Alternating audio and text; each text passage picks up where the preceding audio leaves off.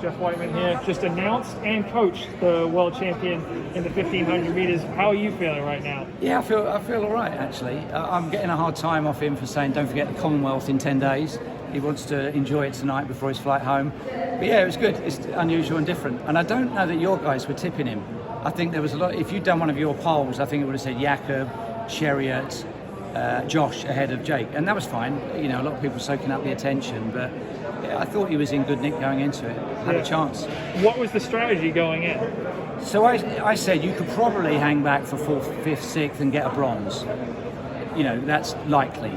But take a risk, like you did in Tokyo, go with the break, and it might come off this time. And I think that's exactly what happened. You know, there was a break, he did cover it, and he did have the wheels in the home straight, which he should have. He's a 144-1 800-metre guy. But he's come into this in the form of his life, really, and it's how often does that happen? You've got to take a chance, take risks, because sometimes it pays off like that. Well, when he takes the lead at 200, though, are you thinking, oh, is this too early, or are you thinking this is the time to strike? So over the years, that's been his favourite point to hit the front, whether it's been in an 800 or a 1500, somewhere between 150 and 200 to go. So when he hit the front, and he's told his sprints coach, Laura Turner, if I'm in front, coming in the straight, I love it. I can get my form going. So I was thinking, well, they're good behind him, but he's good in the home straight, so he may be okay here. Yeah. It was a little bit like Rabat, where he won the Diamond League in Rabat. That was like 150 to go, and it worked. So, yeah. What was the biggest change you guys made after Tokyo? Because I've read that he wanted to add more strength work to be stronger, to be able to run 329 and in championship final. So 1500's changed, as you know. I mean, Centrovic's won in Rio 350 with a 51 last lap. If they were all run like that, Jake would have a good chance every time out. But he's now had Doha, Tokyo, where it's been run at 3:30 pace, third race in 4 days. So the day that he finished 10th in Tokyo, which was kind of a race too far for him, the only conversation we had was, it's no good just being the best 800-metre guy at the belt. You've got to have something at 3,000, 5,000.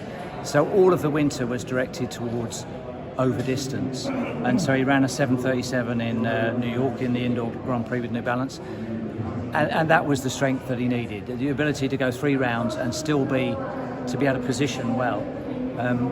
So he's had a good year, almost no interruptions, but it's just he's rubbish at cross country.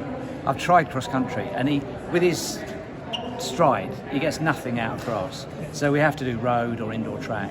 Otherwise, I mean, I think he did the Scottish National 4K cross country, and he was 14th. Yeah, so cross country is not a good one for him. Is the training different? Do you up his miles? Or Slightly. Is he doing longer workouts? Slightly. So he touched 80 miles a week a couple of times. His long run goes to about 15. We can be out doing hills for over an hour. And this is different from previous years? No, it's just an incremental 5 or 10%, and maybe a little bit more tempo. So some sort of progression runs on a Thursday that he might not have done in the past. So he's still 60, 70 miles a week, but slightly more winter emphasis on over distance. Yeah, and how do you balance the emotions? Because I believe, when you're calling the race, because I think you've said in the past you like calling his races because you can sort of stay in it and not get as, freaking out as much. Like, how do you balance it when you're calling? So I like doing 1500, and I know because I was asked about it at the World Indoors in Birmingham. Are you sure you can do this impartially? Yes, I believe I can. And the inference was, if you don't, you're not doing it again.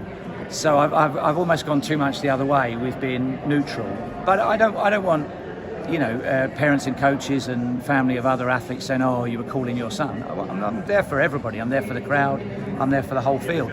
And if I don't, then I won't get 1500 again. And I love doing 1500. Yeah. But was this an easy race to call, or was it more difficult than normal? It was all right. It was okay because really for 3 minutes it was the same as most 1500s. It was only the last 30 seconds that it changed. Do you know what? In London 2012, I had the choice of whether I wanted to do the men's 8 or the men's 15, and I chose the men's 15, and I chose the women's 15, which were shockers, and I didn't get to call the Rhodesia race out of choice. But I've still stuck with 1500, so I must be mad. This has got to be number one of the races you've called now, though, right? I think so, yeah. I'm looking forward to watching it again, because it'll be like that forever. You'll always have that moment with 150 to go where you think, has he gone too soon, or are they coming back? And then it'll be the relief every time you watch it that, no, he's okay. He's okay. Thanks, John. Geoff. Thank you.